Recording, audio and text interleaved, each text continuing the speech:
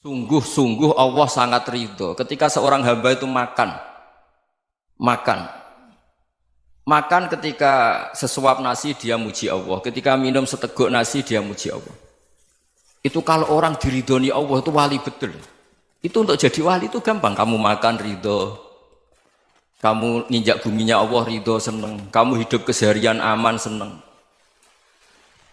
Nah ini supaya sampean kita semua ngaji betapa panduan Rasulullah untuk menggapai ridho Allah itu banyak yang keseharian sekali. Saking kesehariannya banyak dalam hadis dan itu sahih. Nabi menyebut hal-hal yang keseharian. Hatta ma tas'alu fi fimra'atika, kamu punya uang kemudian istri kamu bisa makan itu ibadah. Bahkan sebagian ibadah itu dicontohkan Nabi yang akhirnya diprotes sahabat. Yaitu wafi buti ahadikum sodakoh, kamu menggauli istri kamu itu ya sodakoh. Sampai sahabat bilang yang benar ya Rasulullah. Ayati ahaduna syahwatahu wa huwa lahu ajrun. Masa urusan biologis, urusan syahwat kemudian dia dapat pahala. Nabi menjawab, alai salawadu'aha fi haramin akana alaihi wisrun. Bagaimana kalau dia meletakkan ke yang tidak benar itu kan dosa. Nah, hal-hal seperti ini yang saya ingin teman-teman semua. Saya juga agak ingin ngaji demi Anda juga agak ingin. Itu dosa sekali ngaji kok pesanan kelompok tertentu itu enggak boleh. Islam itu untuk semua. Jadi ya cuma karena di depan saya jenengan ya seakan-akan jenengan korbannya. Itu ada ilmunya dalam usul fikih itu. Jadi orang itu harus ngaji usul fikih. Nama yang disebut, mungkin Mas Sufyan masih ingat zaman ngaji usul fikih. Nama yang disebut itu tidak jaminan sebagai prioritas perintah. Jadi misalnya gini, kebetulan yang di depan Nabi itu Abu Dzar. Nabi ya bilang, ya Aba Dzarin ini uhibbuka misalnya, atau ya Mu'ad ini muhibbuka, atau ya Aba Hurairah ini uhibbuka misalnya. Banyaklah riwayat yang Nabi nyebut ya Aba Dzarin, ya Mu'ad, ya Aba Hurairah. Kemudian misalnya Nabi meneruskan khitab, ini uhibbuka, saya mencintai kamu, fakul dubur sholatin, atau sebagian riwayat disebut fala tada'an la dubura kulli sholatin, Allahumma inni ala dzikrika wa syukrika wa husni ibadatik. Saya mencintai kamu, siapa saja. Mu'ad bisa Abu Dzar bisa siapa? Saya mencintai kamu, mohon kalau habis sholat kamu jangan lupa wiridan Allahumma a'inni ala dzikrika wa syukrika wa husni ibadatik. Ya Allah, tolong kami permudah supaya mudah ingat engkau. Anda tidak bisa mentang-mentang, wong nama saya Parmin, nama saya Purnomo, itu yang diperintahkan Mu'ad misalnya. Jadi yang disebut satu, tapi khitab itu untuk siapa saja. Saya teruskan. Jadi saya mohon semua kita melakukan kebaikan itu kalau dalam kaidah fikih disebut al yakin la yuzalu bisyak. Banyak kebaikan yang kebenarannya itu 100%. Tidak punya efek samping ke pihak lain, ke kelompok lain, ke komunitas lain.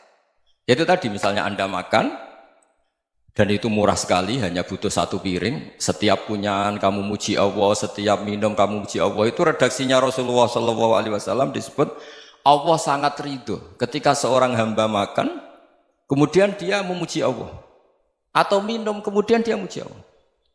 Logikanya gampang, negara seperti ini yang kamu harapkan bentuknya kayak apa, mertua, ipar, komunitas, tetangga. Itu nyata terjadi itu kan belum pasti. Sementara yang mesti terjadi adalah kamu butuh makan, kalau tidak mati. Butuh minum, kalau tidak mati. Butuh bumi yang nyaman ditempati, kalau tidak kita juga mati. Sebab itu Allah kalau menyebut nikmatnya itu hal-hal yang keseharian. Alladzi at'amahum min ju'. Allah itu siapa? Allah itu yang menciptakan kamu bisa makan. Tidak berlebihan. Allah itu yang menciptakan kondisi sosial itu ideal. Zaman Nabi itu ya ada orang munafik. Orang-orang pilihan Allah itu juga diuji orang sekelilingnya yang macam-macam. Semua diuji sesuai konteks zaman dan waktu. Nah, tapi ada ibadah-ibadah yang selalu disarankan Nabi. Sampai Nabi itu pernah ditanya, ayul islami khairun ya Rasulullah, Islam terbaik itu gimana? Jawaban Nabi itu unik. It'amu to'am. Islam terbaik itu ya makan-makan, santai-santai. Ketika Allah menyebut beberapa kebaikan, falak tahamal aqobah wa ma adrokan Allah mal aqobah. Terusannya apa? Fakku raqobah. Terusannya apa? Au it'amun fi yaumin di masubaya, atau acara makan-makan itu juga Islam. Kenapa? Ya bayangkan kalau tidak ada makanan, kita mati kan? Kondisi sosial tidak ideal itu Anda masih gak apa-apa, tapi kalau Anda tidak makan, Anda tidak minum, Kamu punya istri cerewet masih bisa hidup, punya mertua cerewet masih bisa hidup. Tapi kalau tidak makan bisa mati. Berarti penting mana istri sama makan? Penting mana? Makan. Semoga istri Anda dengar, nanti kamu disuruh makan tapi pulang deh. Itu kalau dibahasakan makan masih memahami. Penting mana nasi satu piring dengan istri.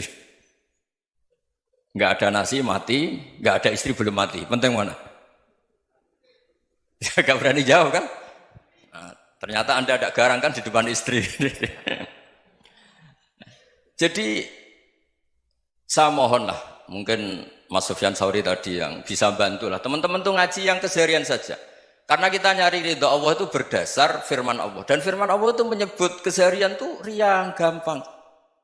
Itu tadi misalnya wa min ayatihi manamukum bil laili wan nahar. Termasuk ayat-ayat Allah itu kamu tidur. Maka dulu itu ada guyonan, ada tokoh Mu'tazilah, kelompok dalam Islam yang berpikir manusia itu bisa menentukan ikhtiarnya sendiri. Karena saya bisa duduk, ingin berdiri, berdiri. Karena kelompok ini nggak terima kalau semua kehendak Allah, nanti bagaimana kalau semua kehendak Allah kok ada hisab ya, ada sanksi. Lucunya itu dia akhirnya, ini cerita ya, mencintai seorang perempuan, cantik sekali. Dan itu dia menjadi ahli sunnah itu oleh hal-hal yang sepele. Karena istrinya cantik, ya namanya suami istri hubungan intim. Terus ditanya, Mas, masih ingin lagi? Masih. Silahkan diulang lagi. Wah ya tidak bisa. Katanya manusia bisa menentukan yang diinginkan. Itu tobat itu. Itu nggak bisa ditobatkan Mas Sufyan Ats-Tsauri. Orang cantik yang mudah nobatkan orang itu orang cantik. Segampang itu. Akhirnya kita tahu, makanya kalau dalam kitab Hikam itu disebut al-aqil mayyakul madza yaf'alu wa hubi wal ghafil mayyakul madza af'al.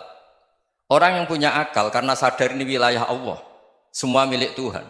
Itu dia tiap hari berpikir, besok Allah akan melakukan apa terhadap dunia ini. Kamu merencanakan suatu mau plesir, ternyata gempa. Mau wisata ke Rusia, ternyata perang. Kamu tidak pernah tahu apa yang akan terjadi besok. Wa ma tadri nafsum madza taksibu ghadan.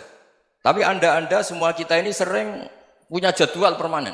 Makanya saya kalau diundang siapa saja, sana takdir. Yang jelas Gus ini acara penting. Ya masih acara penting nak pangeran ngersakno piye? Kok ape dadi pangeran? Kamu kok mau jadi Tuhan? Itu kadang ya kiai. Penting Gus acara ini jenengan harus memastikan bisa. Loh kamu itu yang ngajarin tauhid, sesuatu itu biadillah kok bilang-bilang apa pasti. Kalau maksa terus tak tobatkan kamu kata saya. Ya kalau gitu Gus bilang insya Allah. Wah itu hati saya, fisik saya, roh saya sudah bilang insya Allah. Tidak usah kamu latih kata saya. Nah hal-hal tauhid keseharian itu gampang sebetulnya. Wal ghafil yaqulu madza af'al. Tapi orang yang lupa Allah dia setiap hari bilang besok apa? Kita bisa melakukan apa? Seakan-akan dia itu aktor, dia penting, dia subjek permanen, dia. Padahal kita ini hanya objek kehendak Allah Subhanahu wa taala. Karena kita yakin sesuatu yang terjadi di alam raya ini kita tidak bisa apa-apa. Makanya saya sering ngaji, sering bilang saya, ketika Anda mensifati Allah, Dia yang menghidupkan. Sudah itu tanamkan sehingga ketika kita mati santai saja. Kenapa santai? Allah punya cara menghidupkan kita. Zaman kita hidup juga gak tahu caranya ngelola jantung, ngelola paru-paru.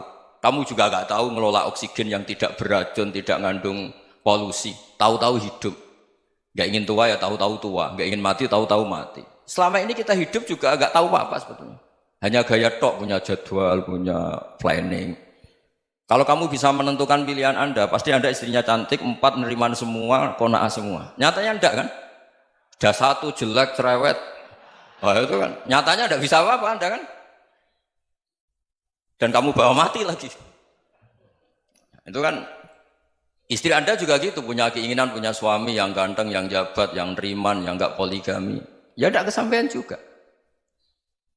Kalau kita ngitung tingkat kegagalan kita itu gagal terus.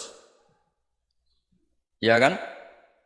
Nah, terus ingat Allah, madza yaf'alu wa bi. Orang yang punya akal selalu berpikir Allah itu menghendaki apa terhadap saya.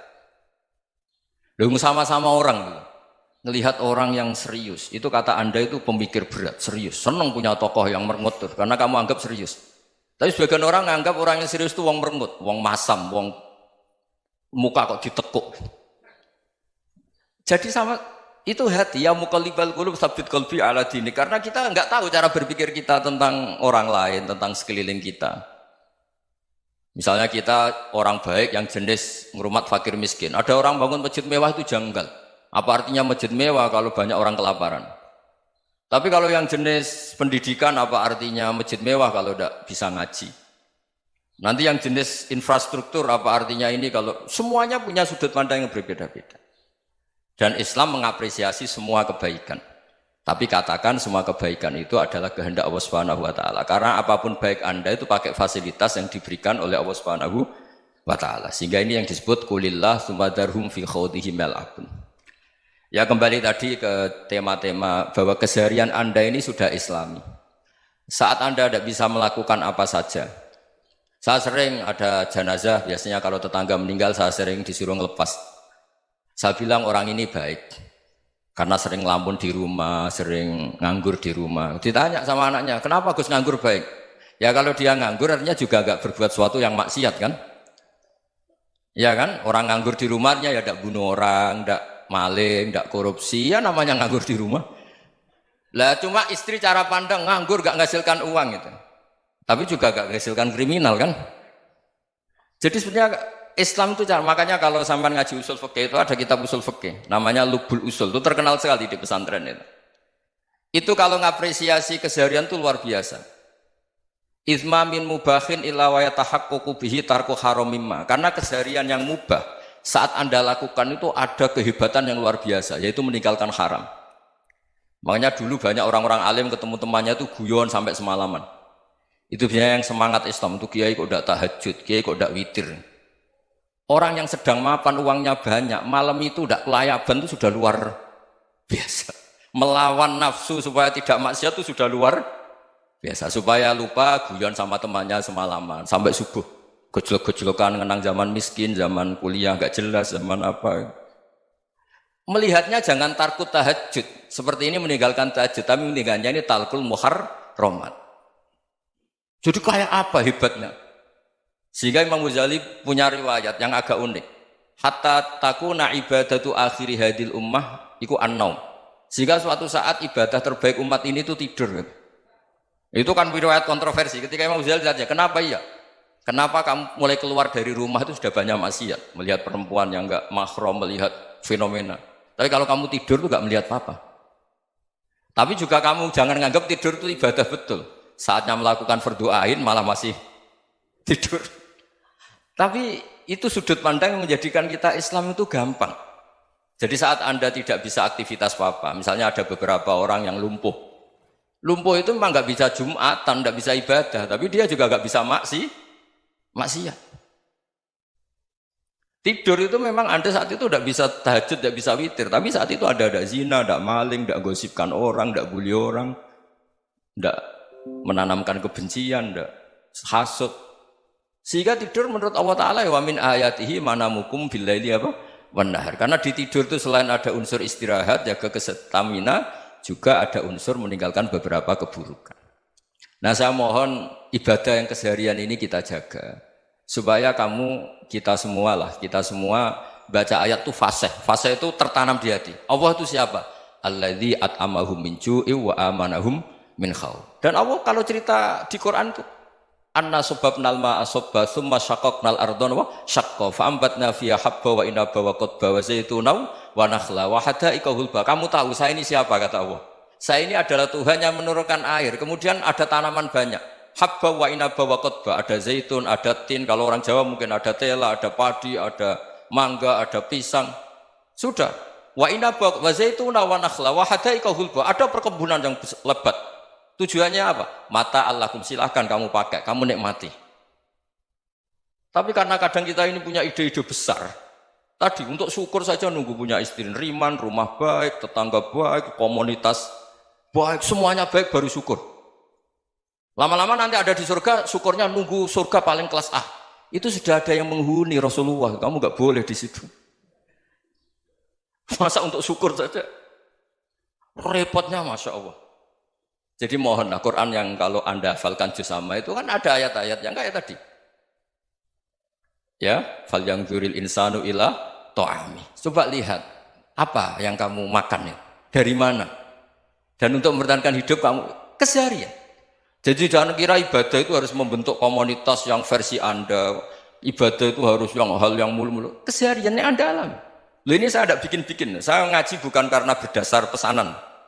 Itu ayat yang saya baca kan betul ada ayatnya kan. Fal yang dzuril insanu ila tu'ami anna sobabnal ma'a sobba thumma syaqaqnal ardo syaqqa fa ambasna fiha habba wa inaba wa qadba wa zaituna wa nakhla wa hadaika ghulba. Terusannya apa? Mata'al lakum, silakan kamu nikmati. Mata itu silakan kamu nikmati.